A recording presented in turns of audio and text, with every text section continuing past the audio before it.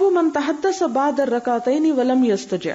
فجر کی سنتوں کے بعد یا 2 رکعتوں کے بعد باتیں کرنا اور نہ لیٹنا. یعنی اس حدیث سے یہ نہیں پچھلی سے پتہ چلتا کہ لازمی لیٹنا چاہیے. اگر کوئی نہیں لیٹتا اور ویسے ہی کوئی بات چیت کر رہا ہے، مثلا مسجد جانے کی تیاری میں ہے، اتنے میں وہ اپنے گھر والوں سے کوئی ضروری بات چیت کر رہا ہے، تو اس کی اجازت ہے. کیونکہ یہ امام بخاری اس لیے یہاں پر باب لائے ہیں کہ بعض لوگوں کا یہ خیال تھا کہ سنت اور فرض کے درمیان میں باتیں نہیں کرنا چاہیے، تو وہ یہ بتاتے ہیں کہ بات کی جا سکتی ہے، اس میں حرج نہیں.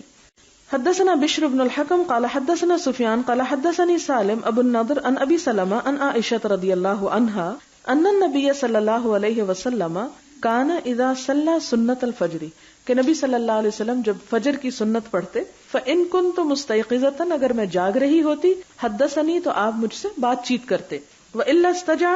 اور ادروائز کیا کرتے کہ لیٹ جاتے، یعنی اگر میں سو رہی ہوتی تو آپ بھی لیٹ جاتے، حتی یؤذن بالصلاة، یہاں تک کہ نماز کی اذان ہو جاتی یعنی تکبیر ہو جاتی. حدثنا علی بن عبد اللہ قال حدثنا سفیان قال ابو النضر حدثني ابی عن سلمہ عن عائشہ رضی اللہ عنہا